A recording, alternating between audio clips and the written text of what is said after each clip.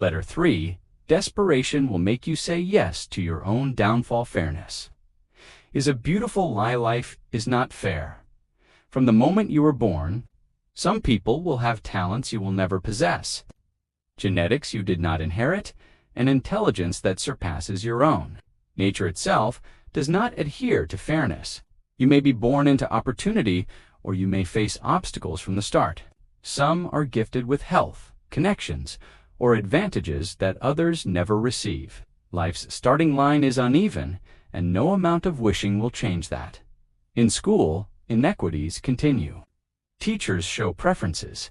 Parents may not teach lessons others learn at home. And opportunities can pass unnoticed simply because you never knew they existed. Education and guidance are not fair. As you grow, this sense of unfairness can deepen, especially when others achieve successes you believed should have been yours. Merit is not always enough. Luck, perception, and circumstance play roles often beyond your control. There is no solution to life's inherent unfairness, only awareness. Accept it. Do not expect fairness from your friends, your school, your boss, or even your family. Expecting it is a trap that leads to frustration and resentment. Understanding that fairness is a beautiful lie is the first step toward navigating the world wisely. Once you stop believing in this fairy tale, you begin to think strategically. You stop asking why life seems unjust and start asking how to move effectively within it. Strategic thinking replaces complaint. Action replaces blame, and opportunity replaces resentment. This awareness shifts your focus to personal responsibility. Life may not hand you equal chances, but it rewards preparation, persistence, and foresight. Lessons not learned early can be learned later. Missed opportunities can be created anew. You cannot control the cards you are dealt, but you can control how you play them. Accepting this allows you to turn obstacles into challenges rather than barriers. Awareness of life's unfairness also cultivates resilience. By letting go of the expectation of fairness, you reduce vulnerability to disappointment and anger. You develop the strength to endure hardships without bitterness and the clarity to act decisively when opportunities arise.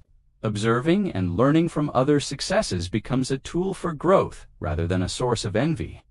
Ultimately, accepting that fairness is a myth helps you make peace with yourself. Life's inequities are not a reflection of your worth or potential.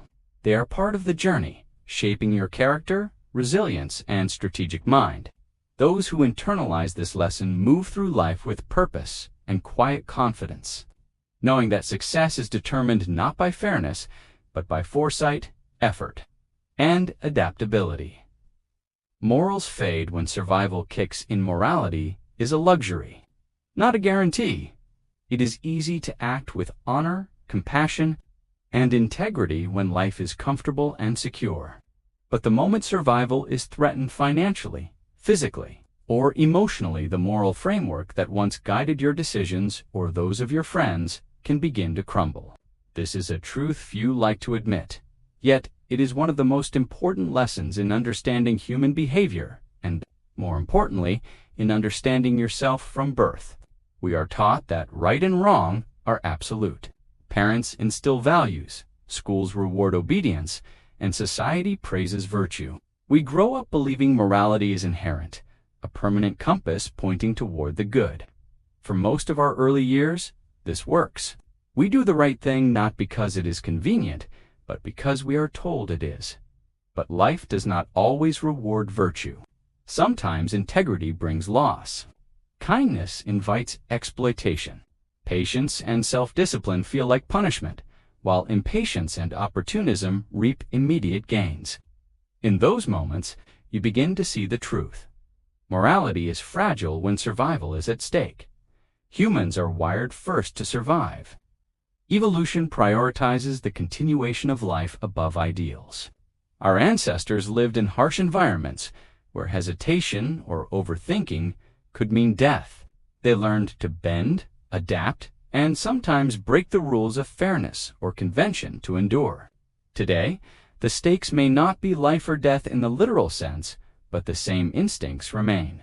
Financial ruin, social exclusion, or significant personal loss can trigger the same survival response. Morals that once seemed permanent suddenly feel negotiable. This does not mean humans are inherently immoral, but it does mean morality is conditional. It depends on context. In comfort, we flourish ethically.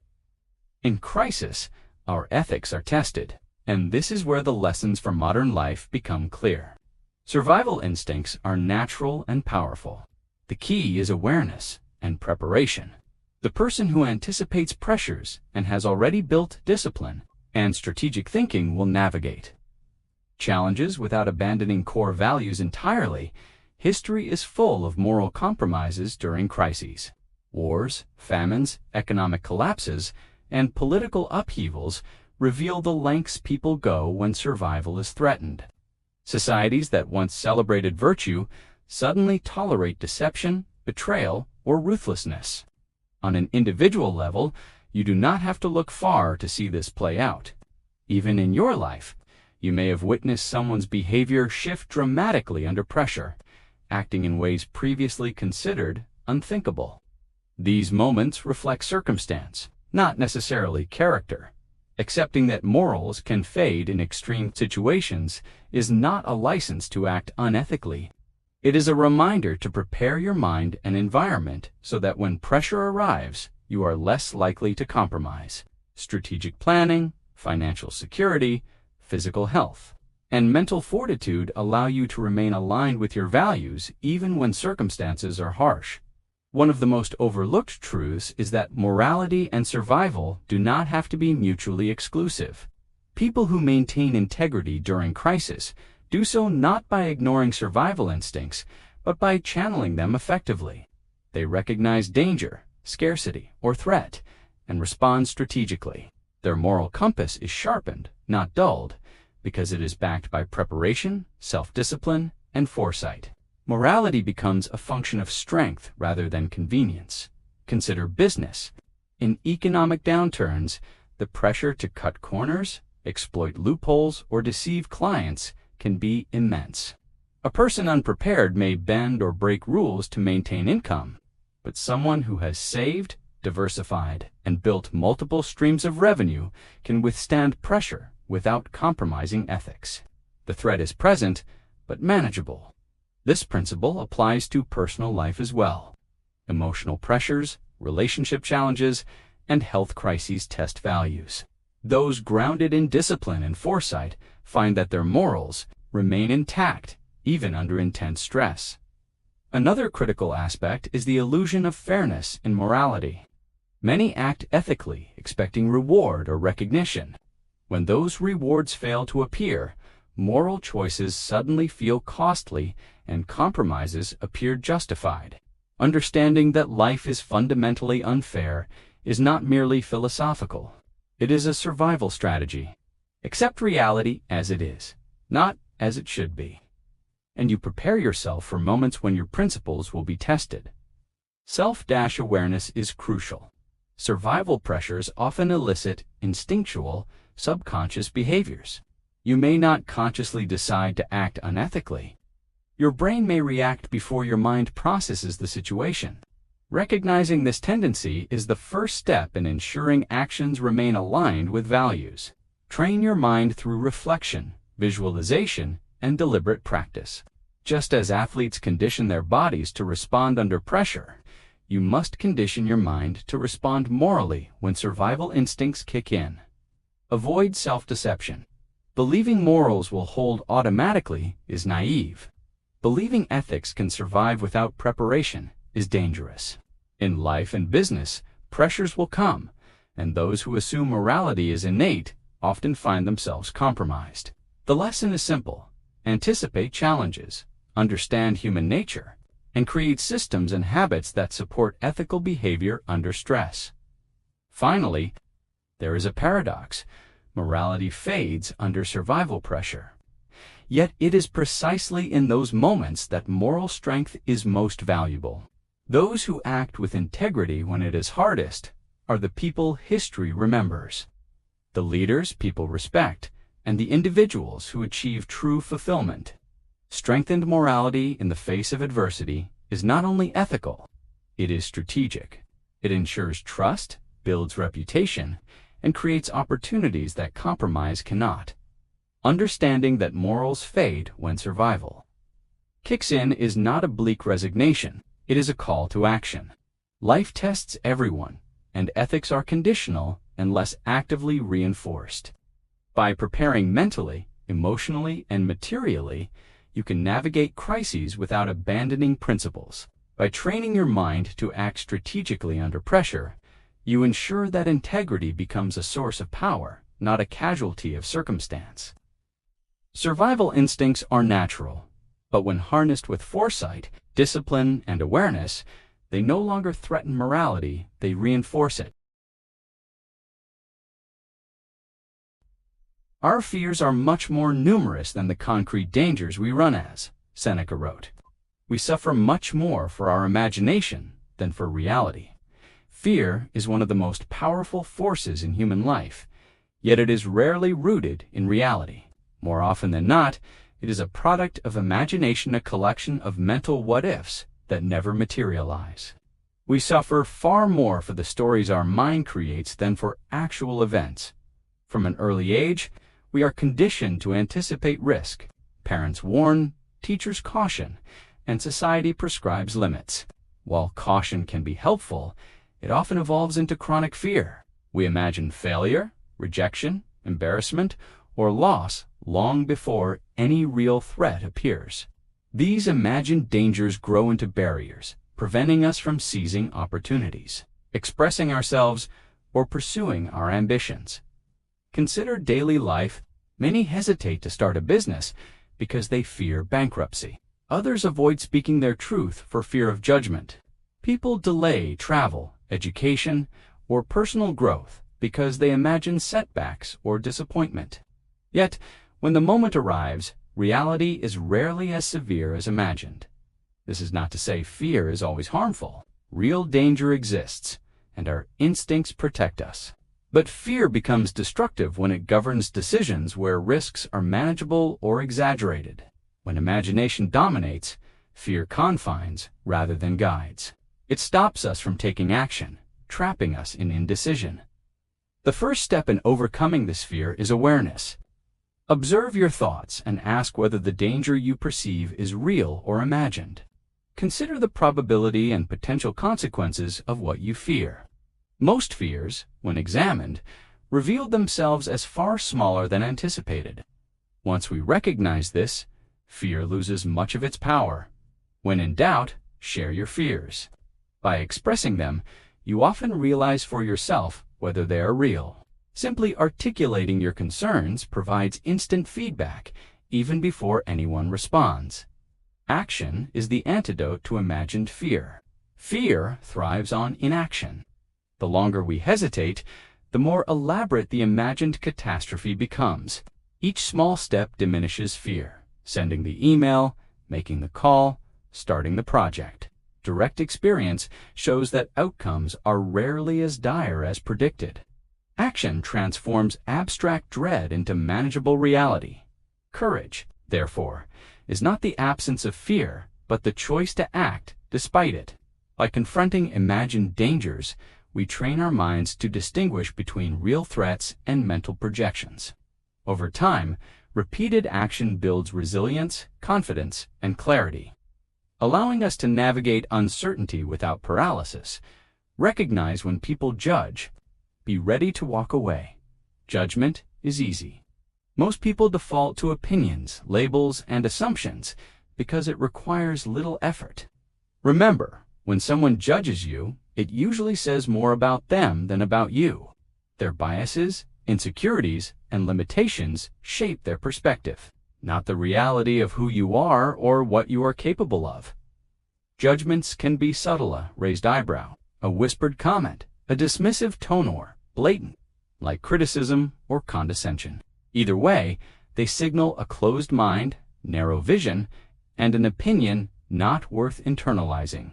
Too often, people allow the judgments of others to dictate their choices, confidence, and even this is a trap. The key is awareness and emotional detachment. Observe when someone judges you, but resist the urge to internalize it. Separate their opinions from your reality. Their criticism may carry lessons, but it may also be a reflection of their own fears, insecurities, or lack of understanding. The ability to discern between the two is a skill, one that protects your energy, focus, and integrity. Being ready to walk away is the ultimate form of Not every opinion requires a response. Not every criticism demands engagement. Sometimes the wisest action is silence. Sometimes it is distance. Walking away does not mean weakness or avoidance. It means prioritizing your own clarity and peace over the limitations of others. Silence should not be mistaken for acceptance. Speak through deliberate silence. In life, judgment is constant. The difference lies in how you respond. Do not allow the judgments of others to anchor you in doubt or resentment. Do not bend your path to fit the expectations or insecurities of someone else. Maintain your focus, honor your values, and choose your company wisely. Ultimately, judgment reflects the one who gives it, not the one who receives it. Recognize it for what it is, respond strategically, and walk away when necessary. In doing so, you conserve your energy for thought, action, and growth. You become the person who acts with intention rather than reacting to the limitations of others. You reclaim control of your life and protect your most valuable asset, your mind. It's all about how you feel. Bear positive thoughts, and they will return to you. Everything begins with how you feel. Your emotions shape the way you perceive the world, fuel your actions, and influence the life you create. Mind and body are intertwined. How you feel has a profound effect on what you attract, experience, and achieve. A positive mindset sends a positive signal, which is reflected in your reality. Thoughts filled with hope, gratitude, and possibility naturally lead to actions that invite opportunity, growth, and connection. Conversely, thoughts dominated by fear, resentment, or negativity tend to attract struggle and limitation. The connection between internal state and external experience is constant and undeniable. Consider your daily life. On mornings when you wake with optimism, confidence, and gratitude, challenges feel manageable. You notice opportunities that others overlook. People respond to you more positively, and decisions seem clearer. On days filled with dread or frustration, the same circumstances appear heavier, more complicated, and less favorable. The difference is not luck. It is the emotional signal you project and the lens through which you interpret the world. Your emotions are closely tied to your mindset and beliefs. Cultivating a positive state aligns your thoughts with possibilities rather than limitations. Gratitude amplifies this effect. When you focus on what is already good in your life, your brain naturally begins to notice more of the same. Optimism fosters confidence, and confidence attracts opportunity. In contrast, negativity, fear, or bitterness narrows perception and blinds you to possibilities that are otherwise within reach. Life will present obstacles, but your approach and internal state determine how effectively you navigate them. A person who maintains positivity and belief in possibility responds strategically, makes better decisions, and attracts solutions.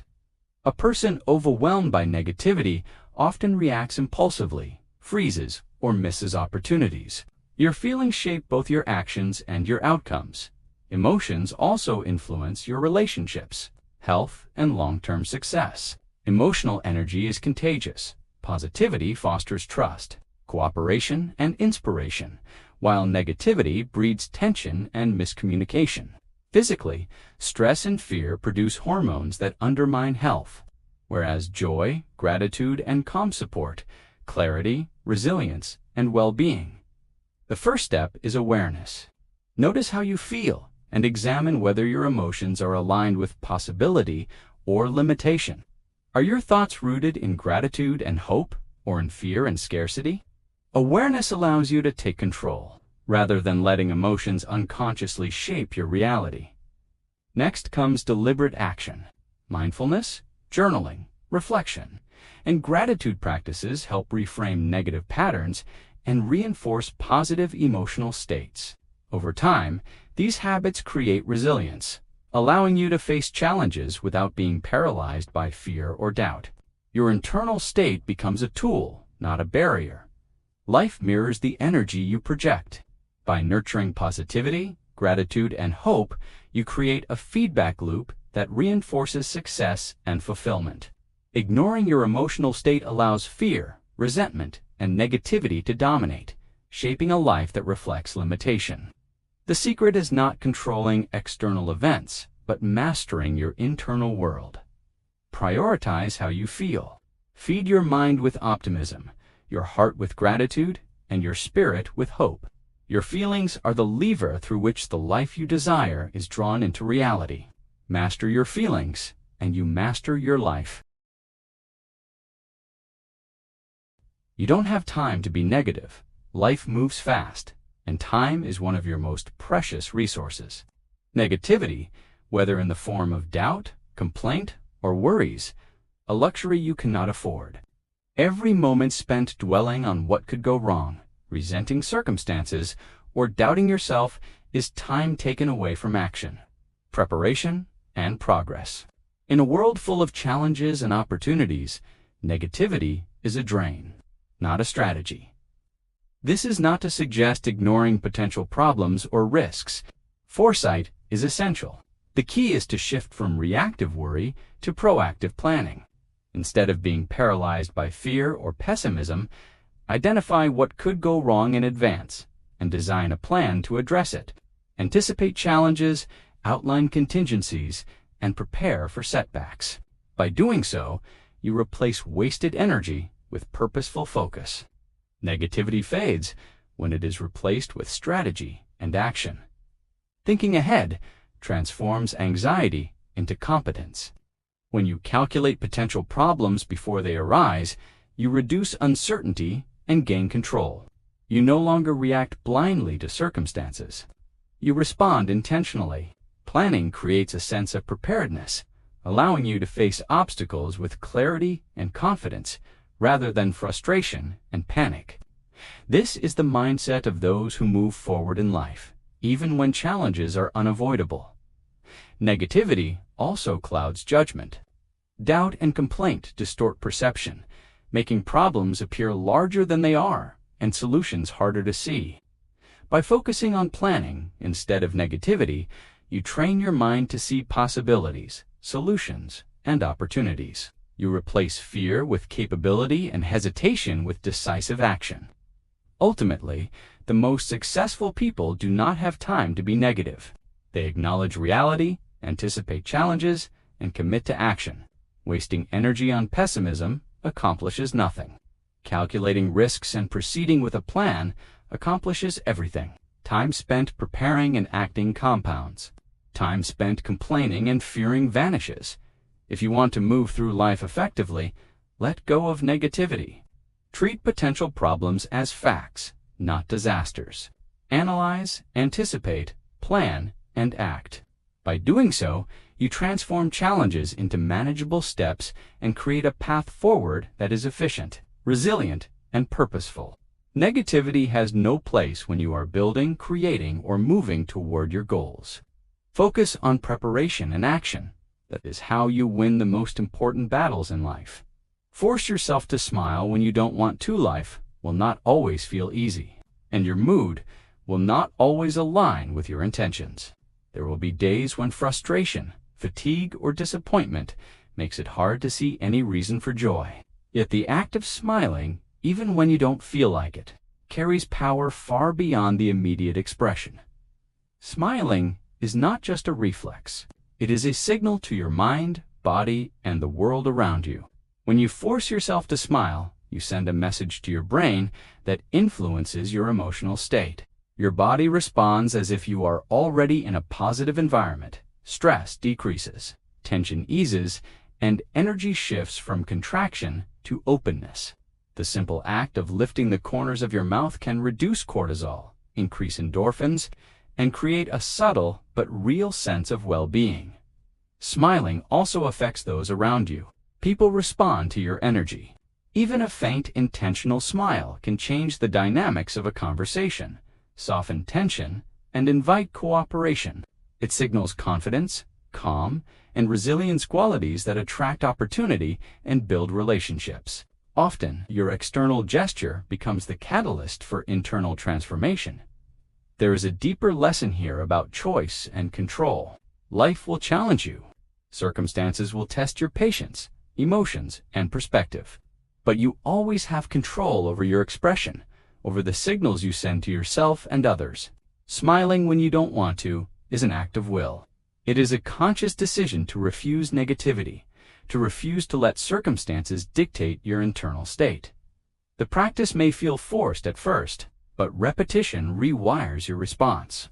Over time, smiling becomes a habit that influences your mindset. You begin to notice small joys, find gratitude in ordinary moments, and approach challenges with calm and resilience. You learn that emotional states are not entirely dictated by events. They are shaped by choice. In essence, forcing yourself to smile is a declaration. It is a statement that you will not surrender to frustration, anger, or despair. It is a small but powerful way to reclaim your mental space, influence your day, and shape the energy you bring into the world. Even when life feels heavy, even when the weight of circumstance presses down, lift your face, lift your energy, and lift your perspective. In that simple act, you assert control over how you feel, how you act, and how the world experiences you. Smiling is not denial, it is empowerment. And empowerment, even in small gestures, is a seed for transformation.